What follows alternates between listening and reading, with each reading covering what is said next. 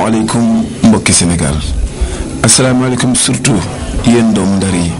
moo xam Langue de Barbarie ngeen dëkk Gendar goxu Mbaaj ak sanc ba wala île bi wala biir Soor muy Pikine Jàmminaar di Corniche wala muy Balakoos wala muy Marial wala fu mu mën a doon ci biir Ndar ba biir Bango ak Ngalen maa ngi leen di nuyu yéen ñëpp te di bég si yéen bu baax a baax a baax. bala may tàmbali nag dama bëggoon jaalee Mamadou Diop mi doon point focal ci biir RTS di ñaan yàlla mu dekkee ci barsaqu Seydina Muhammad sallallahu alayhi wa sallam di wëlbatiku nag di leen fàttali yéen samay mbokk yi nga ay fan gi nii ñun ñi nga xamee ni ñooy leaderu M23 yi nga xamee ni yàgg nañ ci politique donc am nañu tuuti lu ñu xam ci politique yàgg nañu dem campagne am na tuuti lu ñu xam ci biir campagne te du gënuñu cuune ci ñi nga xamee ni ñoo nekk ci biir campagne kon lépp loo xamee ni jumtukaay la xalaat la man-man la pelloo la pour war a mën a dem ci ay élection amul benn sikki sàkk ni mën nañ ko te ku gis lii nekk si Ndar di nga xamee ni dëgg bu campagne demee woon sa na mu waroon demee kon di nga xamee ni doom dina neex ndeyam mais dafa am loo xamee ni moo jiitu ndax waxoon naa ko it nee naa ne ni nga xamee ni kenn mënu koo dégg nit ni jullit la te du fonk alxuraan wala nit ñi catholique la te du fonk bible ndax bañ nañ ko ba alxuraan sax bala nga koy jël foo nga jàpp jublu penku ñu jàpp ni kon noonee mu demee ci diini noonu la constitution demee ci biir réew constitution boobee képp ku ko fooye lépp lu mu la mënti wax ni après dina la ko defalal dafa lay nax bëgg réew mi tegu ci yoon xam ni jigéen ñi sonn nañu góor yi sonn nañu liggéey jafe na faj sa doom mu wér jafe na dund bu mat sax fitna bu dul jeex la ci Sénégal loolee ni mu ñu wéree te ñu am yërmande lool yaakaaroon ne élection yi nag moo doon moyen bi gën a wóor pour que ñu mën a jublu ci ittey Sénégalais yi dañu demee ba dëgmal élection yi dañu gis lu teel suñu xel lool indi njàqare lu dul jeex njàqare li mooy lan gis nañu koo xamee ni mag la kilifa la bokk na si ñi yàlla gën a magal ci réew mi tey jii mu xëy suba gannaaw ba mu amee ñaari mandat mu ne moo lànk foofu mu am ñetteelu mandat waaye nan la nit di bëgge doon njiitub réew toog ca bopp réew ma nga xamee ni foofee la ñuy noccee foofu la ñuy fase lépp loo xam ne mooy sécurité sénégalais yi fa la ñuy séddalee seeni alal fa la ñuy aare nit ñi fa la justice war a tàmbalee fa la yemoo ci biir réew mi mën a tàmbalee nit ñi dafay toog ci fauteuil boobu te la mu koy laltaaye mooy càcc mooy tappale mooy wor mooy dëgg ak nappaaje constitution bi bare na lu feeñ ci sëy nuyoo woon na sa ndoxaan la kenn dégg ko woon jël naa lu ëpp ñaar fukki fan di naan lacrymogène te du lu ma gënal di am jafe-jafe boolekat leaderu M23 yi moo di fitna bu nekk ñu teg ñu ko lenn rek moo tax bëgg suñu réew ñoom ak fa Sénégal tolloon ci démocratie kenn bañ ko fooye kenn bañ ko yàq waaye nag yéen ñëpp yéen a ko gisandoo lu wér bu wóor daal mooy souveraineté ci réew doomu réew mi ñoo ko moom le 26 di dimanche bi bu ngeen seetaanee dinañu ubbil buntu ay goo xamee ni lu ngeen xeeboon lu ngeen mettit lu woon ci dee yi fi bare yi blessé yi fi bare xale yi ñuy dëggaate nga xamee ni ñun amuñu ay arme amuñu yet amuñu dara te lépp luy dóor lépp luy rey lépp luy coono lépp luy deretal si suñu kaw lay dal man ni lépp luñ ci daj ci fan yi dinañu ubbi juróom-ñaari at yoo xam ne moo koy gën metti fuuf ndax kii dëgg constitution jàll ci kaw conseil constitutionnel ni par force dina dem élection ku yaakaar ne dina la ñàkkal élection yi da ngay nax sa bopp te bis bu ko defee ba pare ci bis yooyu si ngeen di xam ne nag dëgg-dëgg amatu leen constitution benn constitution mooy am ci Sénégal te constitution boobu kenn rek ko xam kenn rek ko def ci biir xelam ndax mooy Abdoulaye Wade ndax la mu bëgg mooy doon charte réew mi la mu yéene mooy li fi war a dogal defe woon naa ni day gannaaw juróom fukki at ak ñaar bu ñu reyante ba moom suñu bopp waratuñu sàggan ba keneen waxuma la tubaab nit ko nañu ñëw yeewuñu bëtt suñu bakkan jaarale si buñ di ñu diri te buñ ko bàyyee keneen ku dul moom mooy nekk ci gannaaw dina soo ko nocci te lu du sécurité Sénégal du sécurité benn doom ci Sénégal lii mooy kàddu gi le 26 la nag lañ doon def nañ ko yéen ci des jërë ngeen jëf.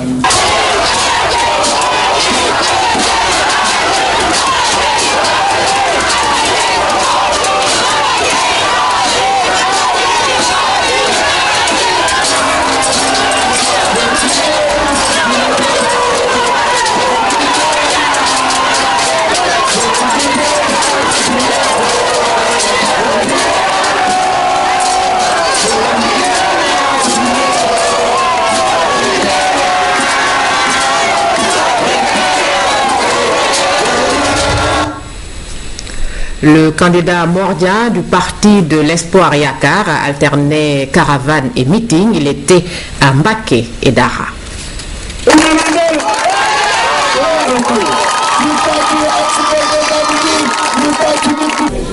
asalaamaaleykum mbokki Sénégal man candidat Mordien sant naa leen gërëm leen bu baax a baax ci fépp fi nga xam ne yéen a ngi ciy jàppale pour que Sénégal am changement. wër nañu réew mi nit ñi ci ëpp bëggatuñu Ablaye Wade bëgg nañ mu dem ñun ñi nga xam ne ñoo nekk ci langue politique yi amu ci kenn koo xam ne d'accord nga ci candidature Ablaye Wade constitutionnaliste yi d'accorduñ ci. waaye nag conseil constitutionnel nangu na candidature am ñun ñëpp ñu nekk candidat aussi déposé nañu suñuy modèle bulletin de vote nekk nañ ci processus électoral bi ba tey kon nag élection yi incha allah dafa war a am le 26 février 2012. Ablaye Wade xam nañ ne moom bi mu fi nekkee léegi yàq na jikko yi yàq na liggéeyu réew mi ngi pasaree alalu réew mi waaye nag Ablaye Wade warut a jar ñu taal réew mi dañu ne. ñun Ablaye Wade ak ñi àndoon ak moom yaroo ci keppaaram wala ñi fi nekkoon yàq réew mi ñooñu kenn baaxu ci réew mi dañu ne réew mi ne am ay njiit yu bees njiit yoo xam ne dañuy indi ak coppite goo xam ne gii dinañ fexe ba njàngale mi ak yar bi daal di jaar yoon loolu ku jàppale église bi jàppale daara yi incha allah dinañ ci am résultat bu kowe suñu njort wér-gi-yaram bi gis ngeen kër sër yi fi nekkoon nañ leen jàppale fexe ba wér-gi-yaram médecins yi nekk ci conditions yu baax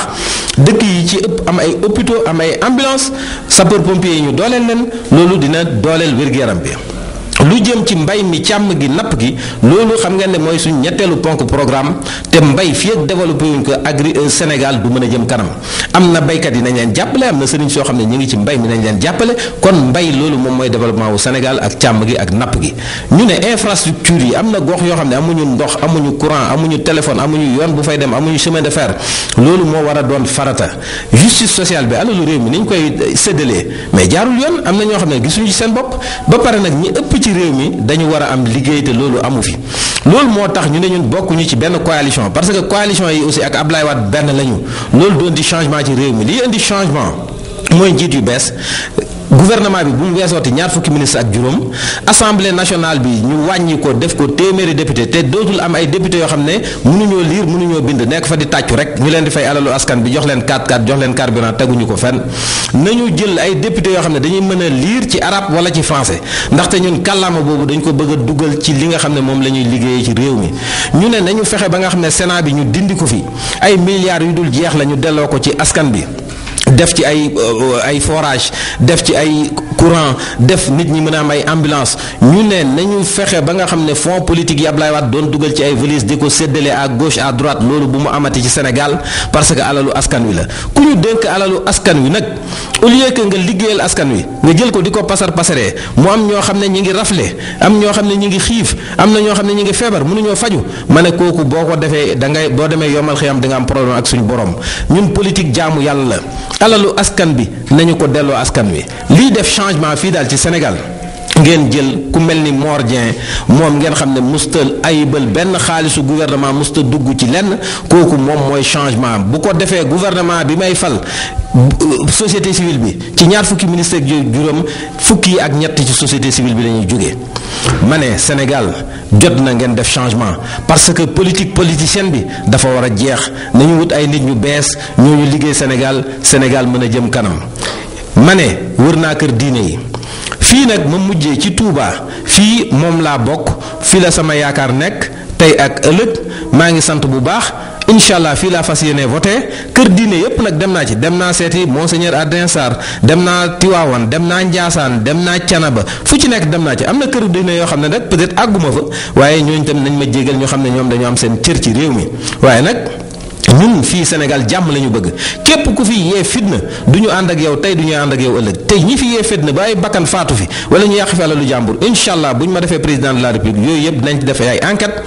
leeral ko ba mu leer kuñ ci war a teg ci yoon ñu teg la ci yoon conseil constitutionnel bi aussi li ñu def man bu ñu ma falee incha allah 5 sages yooyu dinañ wax li décision bi ñu jël fan lañ ko teg parce que war nañ rendre ay comptes Sénégal yi mais nag peuple bi moom moo yore kàddu gu mujj gi nañ dem élection Sénégal mënul paye wu luxe boo xam ne dépensé waat ay centaines de milliards pour ay élection alors que nit ñi amuñu ndox amuñu courant amuñu téléphone jërëjëf ak président Mordien Sénégal jëm kanam.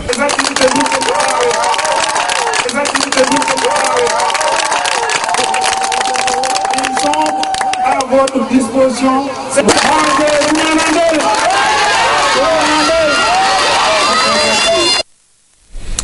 Après le candidat Mordien, Diouma Diakhaté de l'initiative démocratique Djoubal, elle était à Rufisque où elle a effectué visite de proximité et meeting.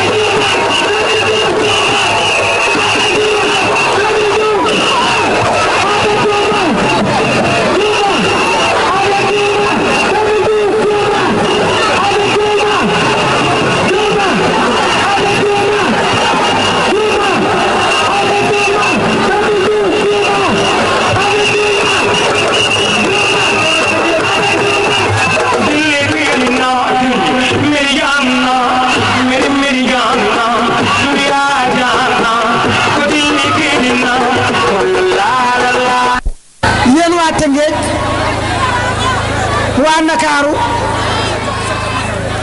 waa Mbuur ñi fi ñëw ñëpp kulim juum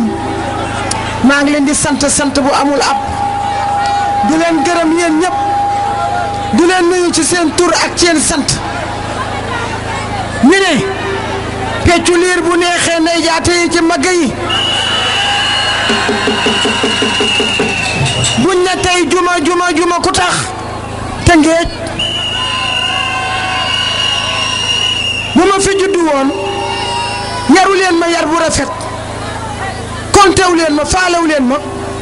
duma tekki dara jaaraama waa Tëngéej tey bu waa Ndakaaru jotee ci man Tëngéej a tax man je suis fier de ma ville natale fii laa juddoo màgg fi aw ma fi sens interdit fen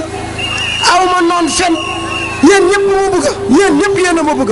waaye ni ngeen ma bëggee noonu laa leen bëggee di leen baalu aussi ci toogaay bi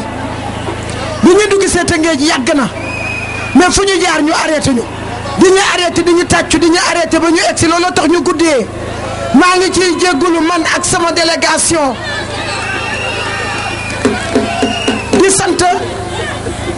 di sant yàlla di sant yonent bi sallallahu alayhi wa sallam di sant samay ñaari wayjur di sant samay mag di sant samay rakk parce que ñoom ñëpp duñ ma jàppale famille bi yëpp taxaw jàppale ma ñoom ñëpp maa ngi leen di delloo njukkal di leen sant bu amul app ñi def déplacement bi ñëw fii ñoom ñëpp maa ngi leen di gërëm di leen sant monde bii fi nekk tey ba heure bii defe naa ne sax toggu leen reer talu leen ko ndax juma talu leen ko ndax seen présidente de la république te nag jar na ko parce que jar na ko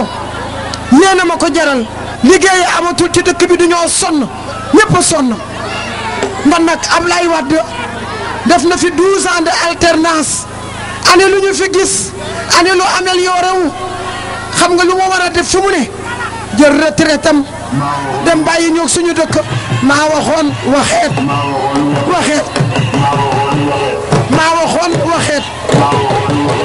léegi kenn dofatul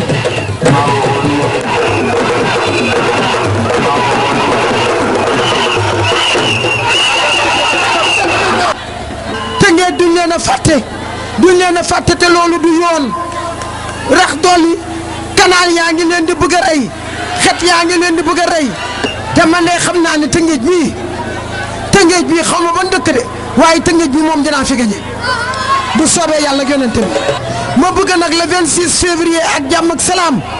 seen carte yii woteel leen ma ñu duggandoo présidence de la république.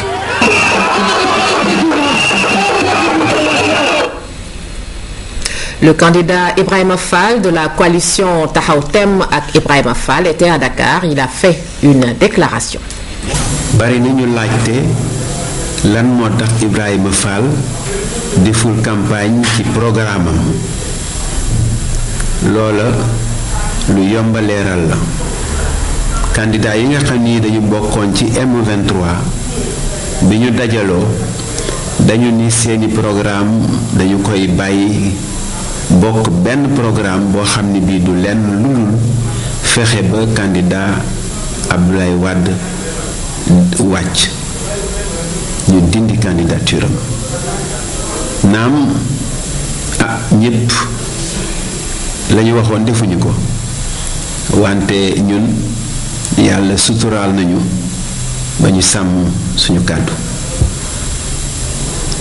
campagne bi nga xam ne nii mi ngi jeex nag bari woon na ay rëq-rëq ak i tolof-tolof li ko tax mooy Abdoulaye Wade moo yee fitna ak ay dal ci candidat yi dal ci doomi réew mi sañaxal leen sànni leeni bal et dem na ci ba sànni bomb ca Zawiya El Hadji Malick boobu nit ñi ñu ngi nekk ci xadara dem na ci itam ba rey ay nit ndax fukki nit ak ñaar dee nañu doomi Sénégal yoo xam ni defuñu dara ba dara booloo jeex loolu doyu ko fi mu nekk mi ngi bëgg a def coup d'état maanaam këf nguur jaarale ko ci élection yoo xam ne yi càcc gi ci carte d'électeur yi kenn mun laa wax fan la toll ak nan la yaatoo doyu ko nee na faw ñu dem élection ci 26 février 2012 ku ne xam na ni yëngu-yëngu yi am ci réew mi rëq-rëq yi fi am ak li nga xam ne lii ragal nañ ni dina fi am war naa tax ba élection yi ñu won cee am ñaari xel loolu moo tax man Ibrahima Fall ma wooteeb jàmm wooteeb juboo wax ni nañu dàq élection bi bàyyi ko ba jàmm dellusi ñu def ko defin woo xam ne wi ëllëg ki si biir kenn du ni ñu ko defee teguwul ci yoon ma woote itam ni nañu def dialogue national maanaam pencoo boo xam ne bii ñépp ñuy yëngutu ci wàllu politique dañuy dajaloo ànd ak ay kilifay diine ak kilifay aada ngir waxtaane réew mi ak askan wi ngir yàlla may ñu jàmm woote boobu ma woote nag maa ngi rafetlu lool ni ko nit ñi jële ndax bari na ñoo xam ne ñi woo nañu ma di ko rafetlu bari na itam ay nit ak i kuréel yu jóg di ko dox ak di ko wax ba suñu jëmmi tey am naa yaakaar ci ni suñu yàlla mayee ndam ba woote boobee ñu jaar ci yàlla mën nañoo fanqal fitna ak tooxi doona loolu moo tax man maa ngi am ba tey yaakaar ci ni loola mën naa ne su fekkente ni nag nguur gi bañ na woote woowu ñu def ko maanaam ñu dàq élection yi toog pencoo waxtaan su fekkente ni xel xalaat jub ak màndute dafa fi tumuranke ba ñu dem ci élection yi mën naa jur tooxi doona fii ak élection yi bésu élection yi ak bu élection yi weesoo et loolu moo tax maa ngi rafetlu tànk ak jéego yi ñu ciy def te yaakaar naa ni fii ak suba dinañ ci am lu ñu wóor su fekkente ni nag tànki jàmm yooyu ñuy dox ba fii ba suba antuwul incha allah dinaa dellu si waxtaan ak askan wi ci nan laa gisee élection yi ñu dëgmal. Amsatou Sow Sidibé du Parti pour la démocratie et la citoyenneté PDC a effectué des visites de proximité dans le Fouta, à Louga et ici à Dakar.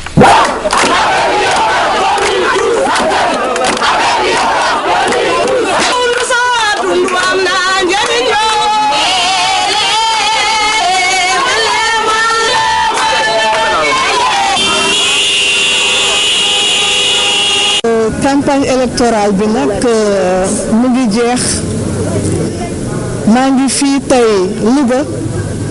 ci buntu këru famille yu président Abdou Diouf sama déclaration tey dama ko bëgg wax ci mbirum famille boo nee famille nag doo ci génne jigéen yi doo ci génne xale yi su ma waxee loolu ba pare dama bëgg wax ci dialogue religieux ci dialogue islamo-chrétien bu may wax nag famille ak jigéen ak xaleel dama def ñetti semaine campagne électorale li ma jëkk a seetlu mooy Sénégal famille yi sonn nañu xaddi nañu xiif bi bare na mar mi bare na ñàkkum liggéey gi bare na ñàkk mën a faj sa yaram bare na mani dialogue religieux islamo-chrétien nga xam ne moom la ñu mës a xamee Sénégal benn famille di nga ci gis ñoo xam ni musulman lañu ñeneen ñi nekk ay chrétien ñu juboo daañu fexe ba solidarité boobu union boobu ñu garder ko tarixa yi dinañu def la même chose ndax ñun li ñu bañ mooy li tubaab di wax diviser pour régner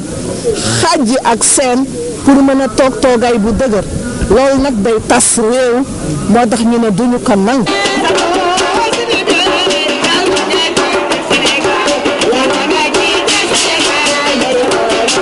Je suis à Petersen. À la veille de l'élection, je voudrais lancer un message à l'adresse de la Casamance. Je veux dire mon engagement et mon soutien indéfectible pour la cause casamançaise et pour la résolution définitive du conflit casamançais. La Casamance, la belle Casamance, la verte Casamance, la digne Casamance. Malheureusement, une région enclavée, oubliée, où aujourd'hui il est très difficile de se rendre. Je suis allée plusieurs fois en Casamance pour rencontrer les acteurs et en particulier pour rencontrer les femmes. La dernière rencontre a eu lieu avec les femmes et nous avons marché du bois sacré à la place de Gao. Nous avons prié toute la nuit. Alors je veux dire que aujourd'hui, le conflit n'est pas résolu. Les acteurs qui ont essayé de trouver des solutions à cette situation ont échoué. Voilà pourquoi je pense qu'il faudrait que les femmes soient mises au centre de la résolution du conflit casamançais. Ce sont les mères, ce sont les épouses, ce sont les sœurs, ce sont les premières victimes. La résolution 1325 du système des Nations Unies exige qu'elle soit autour de tables de négociation. Voilà pourquoi, en m'adressant à des femmes telles que Madame Cham, Ndeye Marie Diédhiou et celles qui l'entourent, je voudrais rappeler mon soutien indéfectible en leur disant que je serai toujours à leur côté pour la résolution du conflit Casamance. Avec moi, il y a de l'espoir. Je suis la candidate de la rupture, la candidate aux mains propres, qui incarne un leadership nouveau pour un Sénégal plus juste, plus prospère, plus solidaire et plus fort. Merci pour votre confiance. Merci.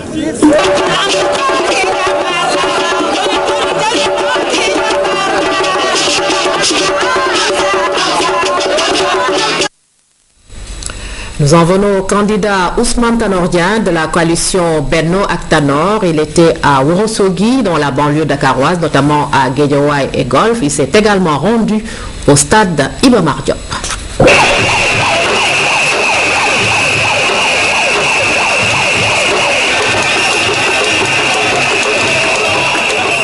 mbokki Sam Notaire mbokki Sénégal asalaamaaleykum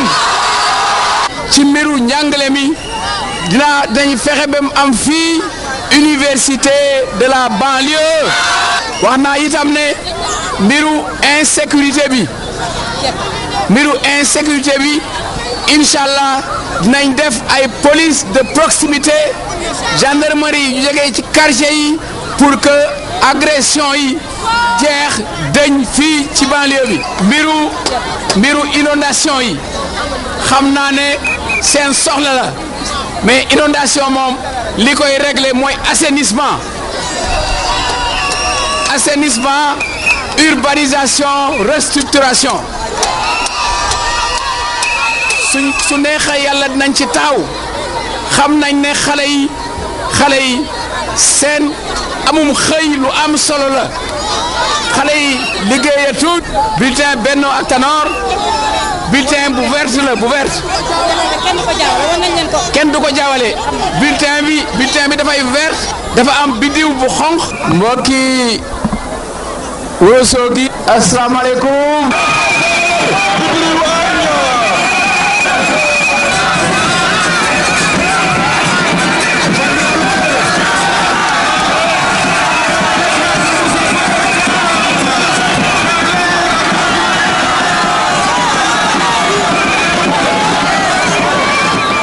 le 26 février 2012, premier tour ou deuxième tour? Premier tour. Fukki at ak ñaar Abdoulaye Wade defalul dara région de Matam. yoon yi fi nekk forage yi fi nekk li fi nekk yépp parti socialiste moo ko fi def li ci gën a garaaw sax mooy dañoo bàyyi yoon yi gën a yàqu fi mu ne sooy dem Ndar baaxul sooy dem Bakel baaxul foo mu ni dem baaxul ku def fukki at ak ñaar deful dara su la nee nga jox ko yeneen juróom-ñaari at daf la bëgg a jekkali bu leen ko nangu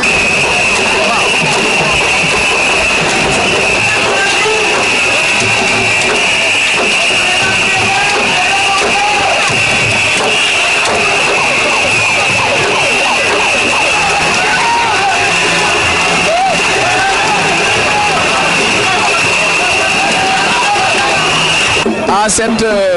fin de campagne, je voudrais insister sur des questions sur lesquelles les Sénégalais ont appelé mon attention. Il s'agit notamment du prix des denrées de première nécessité, du coût de la vie. De ce point de vue-là, je voudrais dire que je les ai entendus et que je prendrai les dispositions appropriées pour qu'il y ait une diminution substantielle et durable des denrées de première nécessité.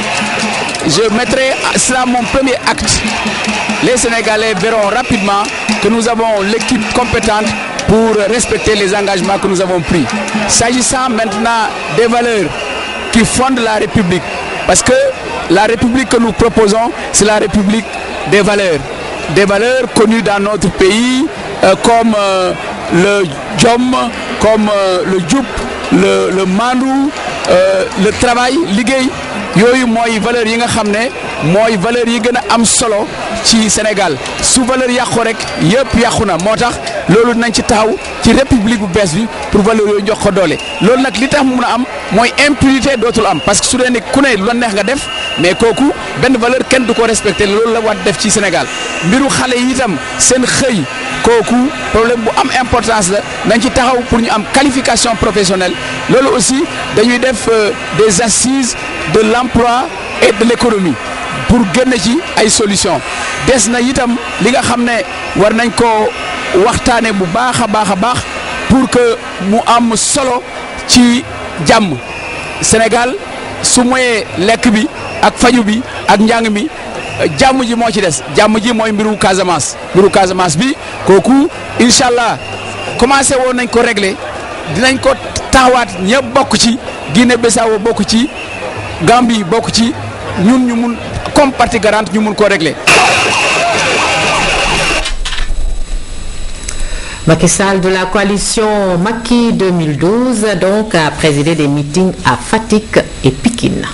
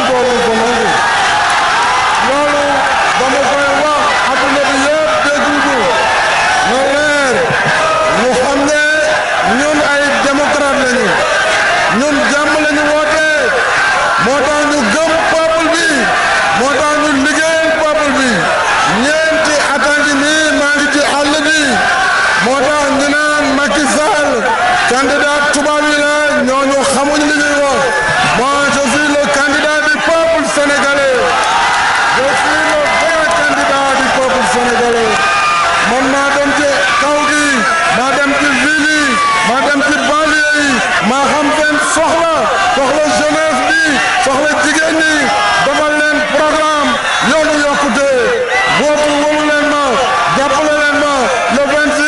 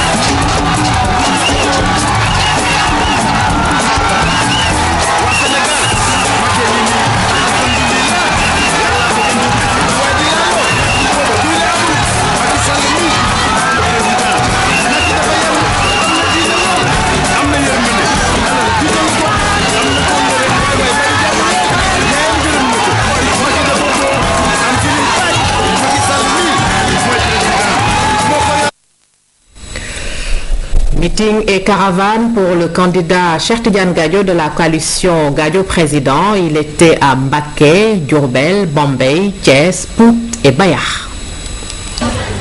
Je suis venu régulièrement dans vos salles à manger, dans vos salons, pour vous parler de notre ambition pour le Sénégal. Nous avons abordé beaucoup de sujets, mais le sujet le plus central,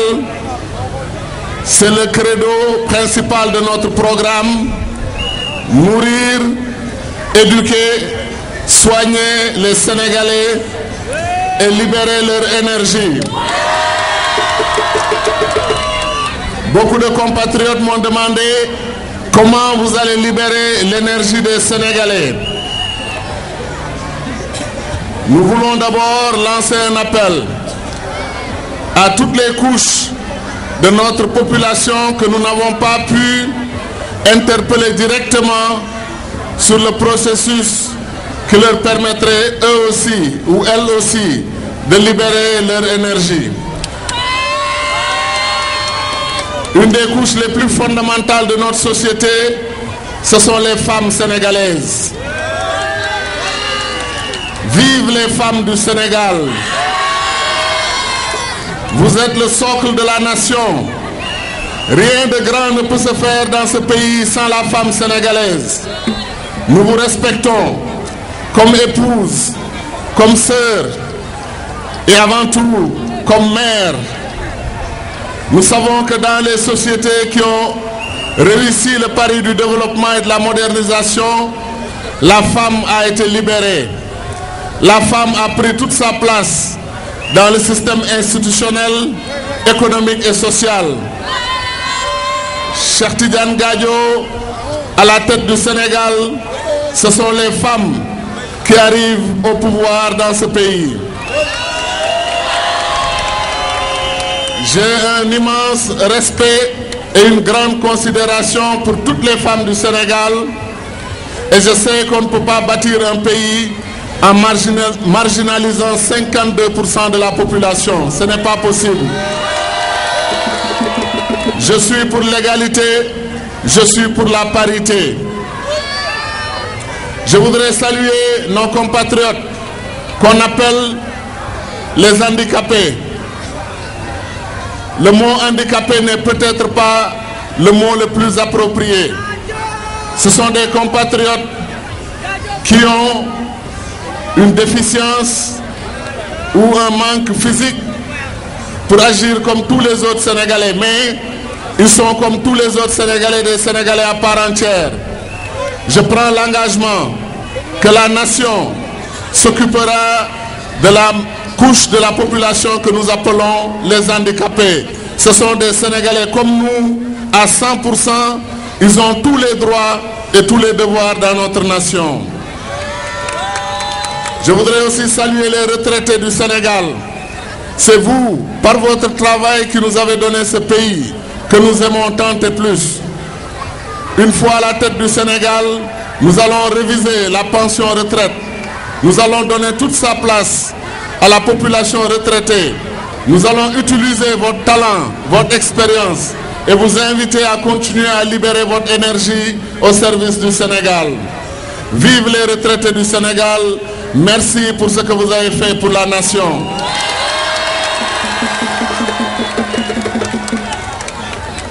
Libérer l'énergie des Sénégalais commence d'abord par régler la question de la sécurité alimentaire, régler la question du capital humain, régler la question de la quiétude, régler la question de la quiétude sanitaire. Il faut que les Sénégalais puissent se nourrir, s'éduquer et se soigner. Une fois cela fait, nous serons dans la position d'attaquer les défis du développement. Je vais compter sur le secteur privé national. Je sais que votre capacité de mobiliser des ressources est illimitée. Je sais que chaque Sénégalais, une fois ses besoins primaires, ses besoins humains les plus fondamentaux pris en charge, peut participer au développement du Sénégal. Le Sénégal a besoin d'infrastructures. Nous ferons une autoroute que nous appelons le Sénégal Express, qui fera le tour du pays. Nous avons besoin de désenclaver la Casamance, de ramener la paix définitive en Casamance. Le candidat Abdoulaye Wade du PDS et de la coalition FAL 2012 s'est rendu à Pal, Taïf, Keur Moussa, Darou Ndiar, Gorom 1, Sangalkam, Ngor, Ouakam, Yoff, Grand Yoff. Il a également fait un tour à l'aéroport international Blaise Diagne et a clôturé sa campagne par un meeting sur la VDN.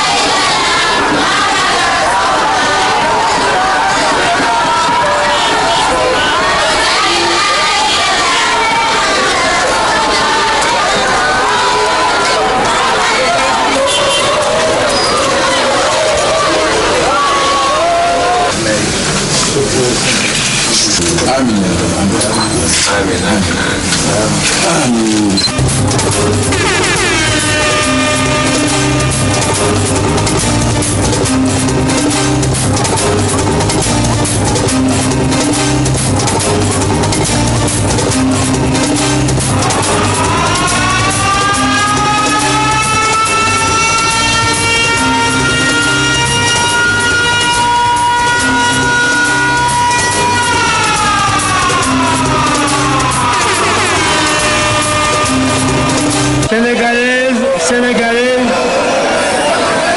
mes chers compatriotes, aujourd'hui, ma campagne se termine par l'apothéose de ce grand rendez-vous de millions de Sénégalais sur cette place du 23 juillet. Je ne saurais évoquer tous les noms de ces personnalités politiques, des personnalités du monde scientifique, des personnalités du monde religieux, tous ces grands marabouts qui ont prié pour moi, pour ma victoire dans la paix. Et encore aujourd'hui, l'appel de Cheikh Béthio Thioune pour un vote massif de tous ces talibés. Aujourd'hui, nous sommes en campagne électorale. Il faut que le peuple se défende, que le peuple défende son scrutin. Ces bulletins de vote vous appartiennent. Donc, man loolu laa bëggoon kontaan naa trop nag ci ba ma liggéeyee ba pare ñëw ci yéen wër Sénégal ñu ne lan ngeen xam ci sama liggéey ngeen tontu ma fépp comme fii tey ñëpp mobilisé pour ñu ma yow la ñu bëgg ñoo ngi sa gannaaw yow la ñuy wooteel yow la ñu wóolu ku képp koo xam ni kii doo naa fex xam nga ni Sénégal depuis 2000 changé na bu méttee ma ne tey jii la wàcc ci avion ci aéroport international Blaise Diagne tey ku mënoon xalaat bi Sénégal dana mën a dem ba am beneen aéroport.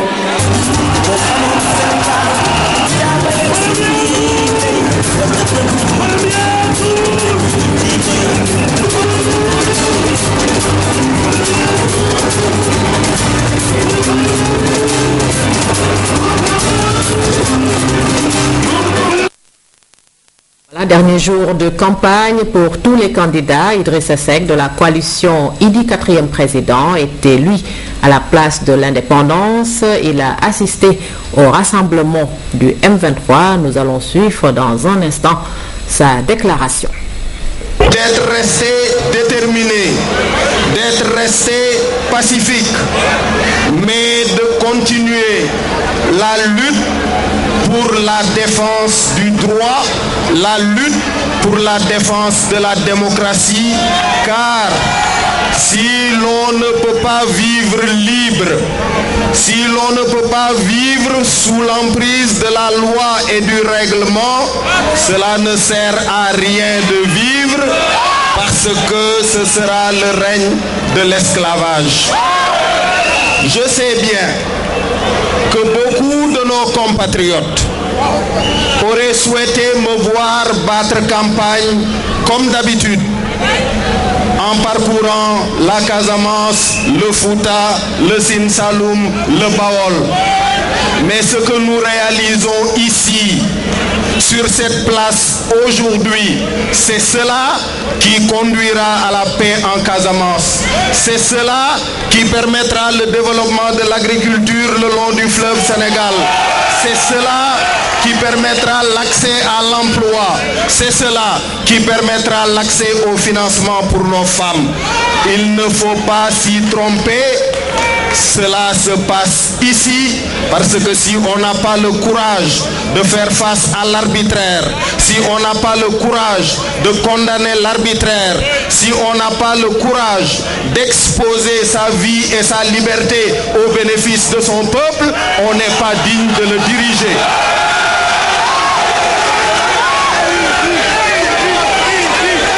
Le leader, le dirigeant, on ne lui demande pas d'être un expert en économie. On ne lui demande pas d'être un expert en agriculture. On ne lui demande pas d'être un expert en commerce. On lui demande de savoir voir loin et d'indiquer à son peuple la direction qui le conduit à la liberté. On lui demande le courage de défendre le droit, de défendre la liberté. mbokk yi xam naa ne ñu bari ci yéen bu ñu sañoon gis ma may wër Sénégal comme ni ñu ko daan defee ci campagne électorale parce que ñi koy def ñépp ci man lañu ko gisee maa leen ko dàq maa leen ko gën a mën a def maa leen gën a mën a wax ban programme la ñuy tëral pour indiwaat jàmm Casamance maa leen gën a mën a wax nan la ñuy def ba 240 000 hectares de terre yi nekk le long du fleuve Sénégal ñu indi fa mbay moo xam ni dana dundal Sénégal ba ñu koy jaay bitim réew maa leen gën a mën a wax nan la ñuy développer les ressources minières maa leen gën a mën a wax nan la ñuy organiser emploi des jeunes et accès au financement pour les femmes mais loolu dama ne li ñuy def fii muy aar constitution Sénégal li ñuy def fii muy aar nit ñi seen liberté ak seen sañ-sañu dem ak dikk seen sañ-sañu yëngatu ci li ñu bëgg a yëngatu ba am ci teraanga ju leen lew domm du ñu faje seeni soxla ma ne lii mën a jur loolu mooy nangoo am taxawaay bu wér saa yoo gisee ni ñoo ngi bëgg a dandal dëgg teg doole démocratie nag ak liberté loolu njàngam du wees mukk parce que bu doon wees dana weesu ci Ablaye Wade ndax def 30 ans d'opposition démocratique mujjewoo lu dul gàddu benn projet mu diis la gann nga ne fokk ma forcé teg fi sama doom nasaxal démocratie nasaxal liberté yi loolu xam nga ne sénégalais yi duñu ko nangu tey duñu ko nangu ëllëg li ngeen wax ci mu dem ala kulli alin loolu mënula ñàkk fokk mu dem dina dem parce que constitution Sénégal mayu ko mu bokk ci élection yi dina dem parce que projet bi mu fi bëgg a teg waa Sénégal duñu ko nangu dina dem parce que dafa jot ci moom sëkk mu dem abal ñu. Pour clôturer sa campagne, Oumar Khassimou Dia du Parti humaniste a choisi de présider un meeting à Rufisque.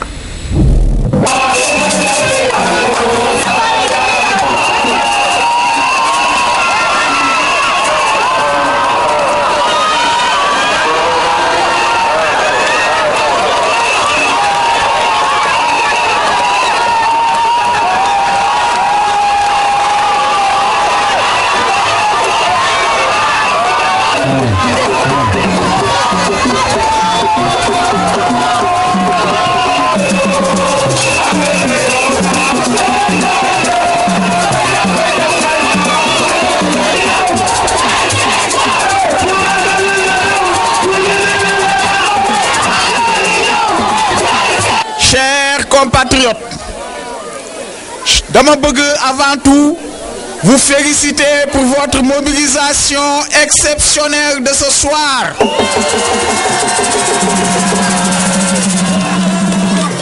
Je voudrais vous dire que nous avons parcouru durant cette campagne tout le Sénégal. Dem nañu fu ne, nous avons rencontré les paysans. Nous leur avons dit que nous sommes capables de planifier l'agriculture et de la sortir de son état. Nous avons expliqué aux paysans que nous sommes capables de leur sortir de leur état de pauvreté. Ils sont d'accord avec nous et ils vont voter Khassimou Dia. Nous avons rencontré les éleveurs. Nous leur avons expliqué comment nous pouvons rentabiliser le lait qui est produit dans ce pays, comment nous pouvons transformer les produits de ce pays. Ils sont d'accord avec nous et ils vont voter Khassimou Dia. Nous avons rencontré les menuisiers, nous avons rencontré des maçons, nous avons rencontré des ouvriers de toutes sortes et nous leur avons expliqué qu'ils font partie de ce pays, qu'ils ont les mêmes droits et les mêmes devoirs que tout le monde. Ils sont d'accord avec nous et ils vont voter Khassimou Dia. Nous avons aussi rencontré les handicapés. Nous leur avons dit qu'ils ont les mêmes droits que tout le monde. Le droit de vivre dignement,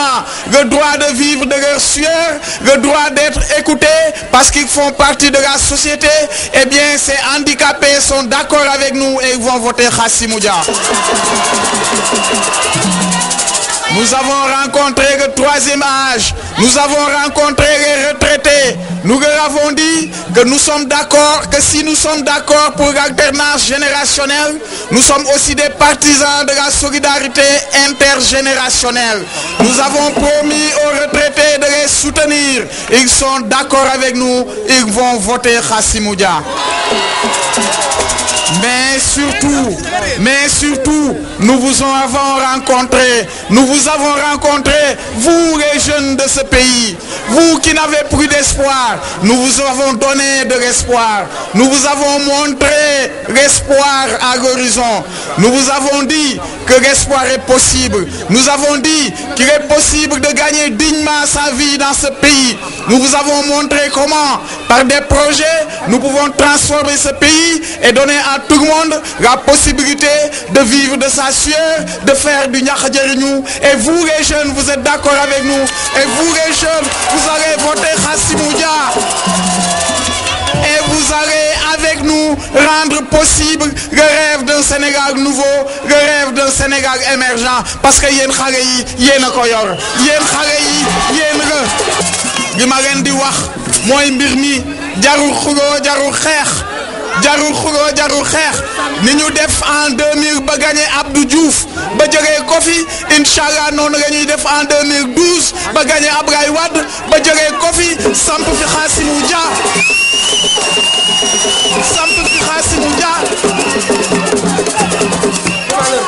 le président de la jeunesse, mais surtout le président de toutes les couches de la population, le président qui va rassembler tout le Sénégal dans un élan uni et le mettre sur les rails du développement. Parce que le développement, c'est assurément l'aspiration du peuple sénégalais.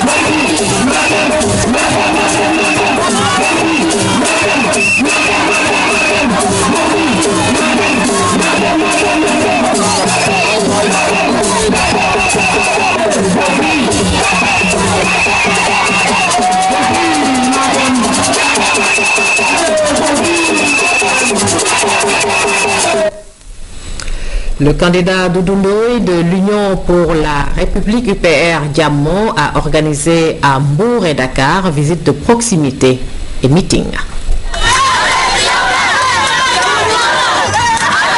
Tata Guinescal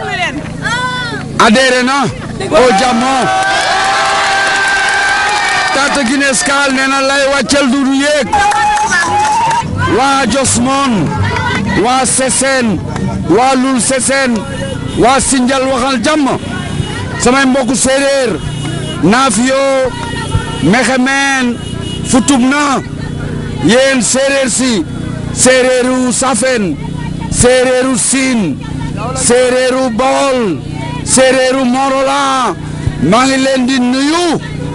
yéen Escale yëpp ma bëggeen xam ngeen ne Sénégal nee na jàmmo jàmmo jàmmo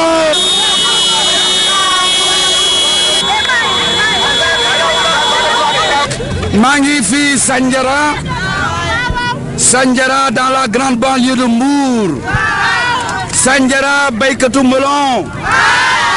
Sandiara baykatu pastèque xam ngeen ne boo leen moomee seeni suuf am xaalis am seen titre foncier seen melon bi di ngeen ko mën a bay di ko exporter.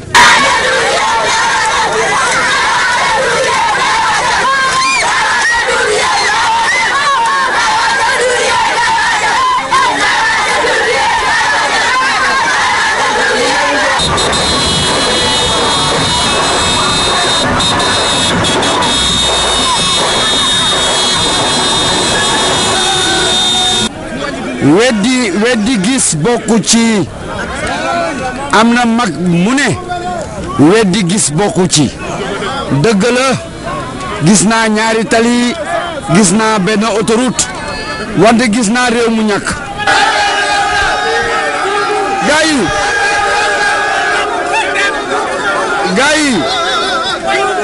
gaa yi man dey duma jël xaalis bu ma moomul duma jël xaalisu réew mi jënde ko xale yi ak ay t-shirt ak ay 1000 francs ak avion ak hélicoptère man day duma ko def man moom samay tànk yi lay jox Sénégal man sama bopp bi jaaw bii lay jox si mbeddu Sénégal man sama ñax lay jox xale yi.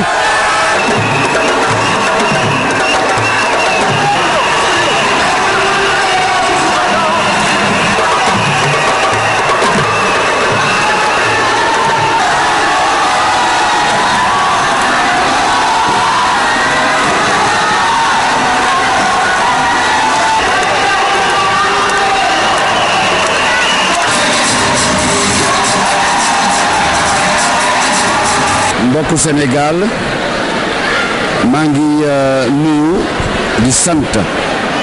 kilifa diine yi ñu jàppale ci réew mi ba ñu yaakaar ne jàmm mën na fi am di sant kilifa aada yi maa ngi remercier ñi nga xam ne ñoo ma sante ñoo ma yebal ñoo signé pour ma nekk seen candidat di sant tam di gërëm ñi bokk parti UPR Jàmmoo yëpp nga xam ne ñoo ma wóolu yónni ma di leen wax ne koo xam ne ak siw ma man ci këram sama xel a ngi si moom jamono la candidat bi campagne bi mu moo nekk métit moo yaatu ci Sénégal yëpp ba jotuñu mën a dem kër yëpp wante kenn ku nekk sama xel a ngi ci moom maa ngi koy gërëm di ko sant di ko ñaan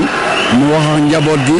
ngir njaboot gi mën a def campagne bi gën ci campagne yi mbokku Sénégal jigéenu Sénégal yéen ñëpp seen soxla xam naa ko mooy seeni doom mooy seen biir kër xale yi xam naa seen naqar ñu ngi jàng yaakaaruñu am liggéey ñu ngi nekk ouvrier yaakaaruñu génn ci loolu métti na mag ñi ñu ngi retraité seen retraite tuuti na njëg yi seer na loolu yëpp yëg naa ko gis naa ko wër naa Sénégal ba mu jeex ma dig leen ne le 26 février bi ba leen ma woteelee la may jëkk def mooy luyaas yi dinaa ko wàññi ñaareel bi njëg yi Sénégal yëpp muy ceeb muy diwlin muy suukar muy pétrole muy essence dina wàññeeku ñu sant yàlla sant yonent bi daal di tàggoos bi su tey bi rendez-vous ginnaaw suba 26 février.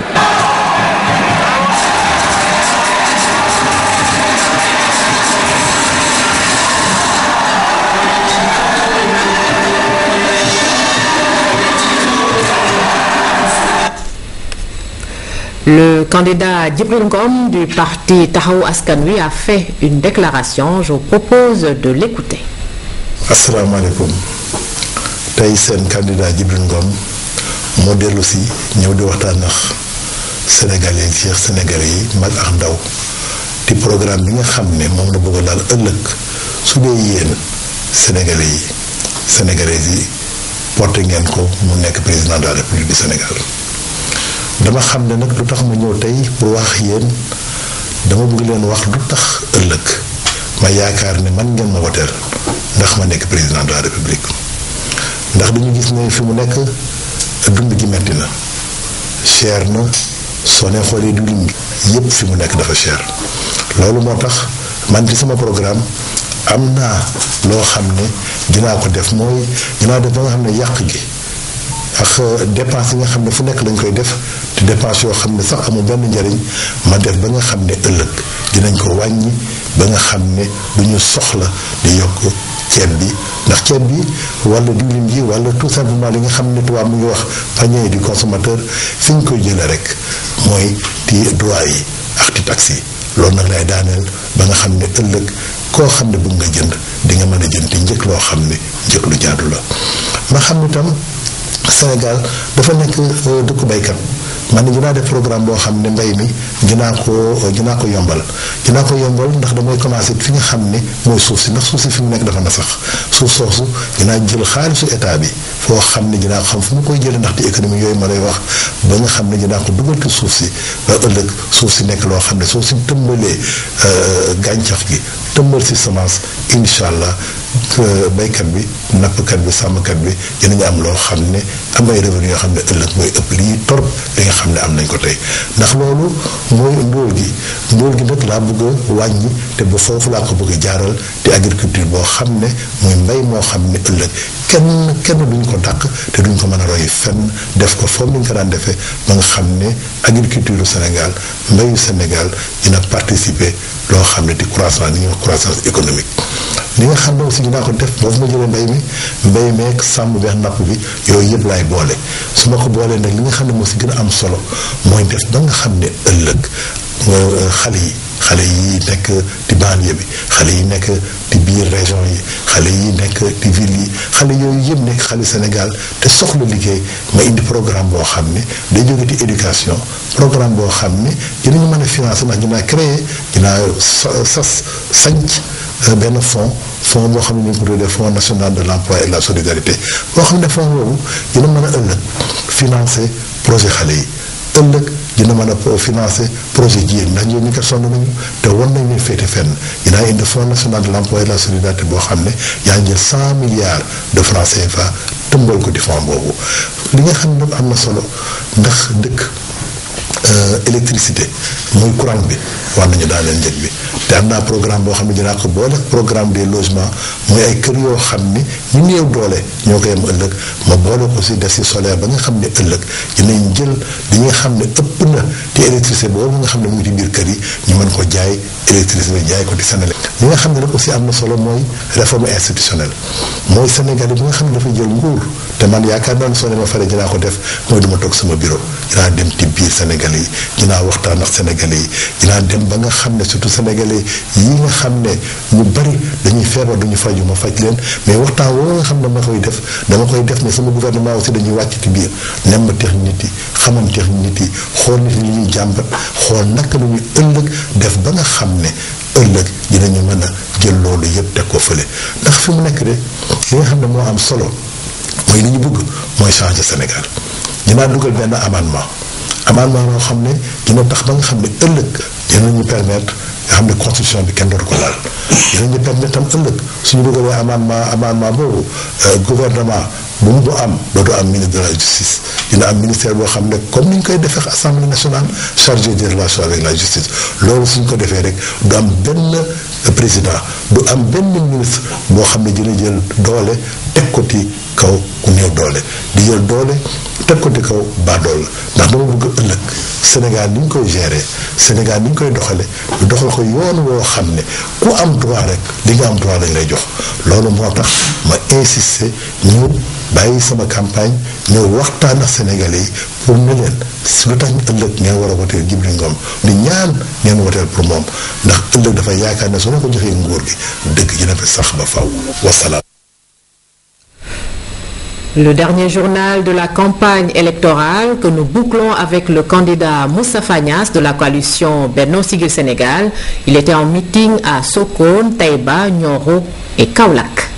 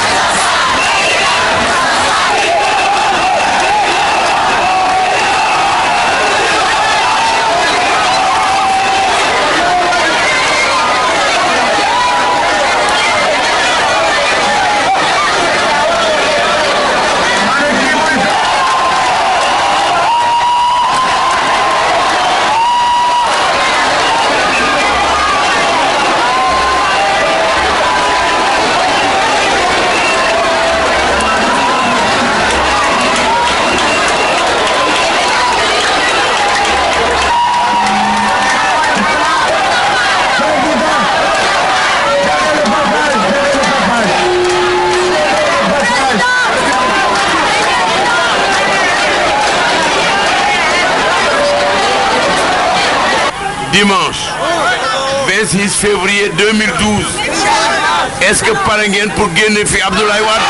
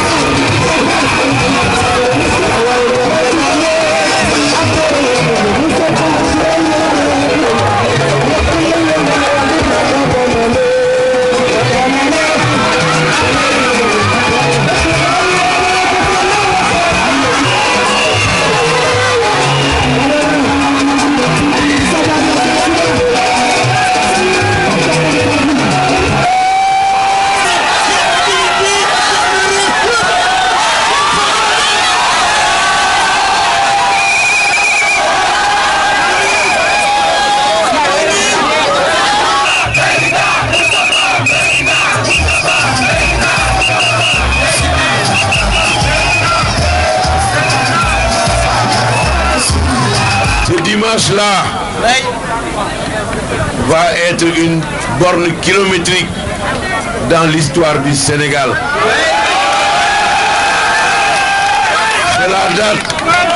C'est la date choisie par Dieu pour inviter les Sénégalais à prendre leurs responsabilités face à un régime qui pendant 12 années les a fait souffrir, les a fait reculer, les a fait pleurer, les a fait gémir.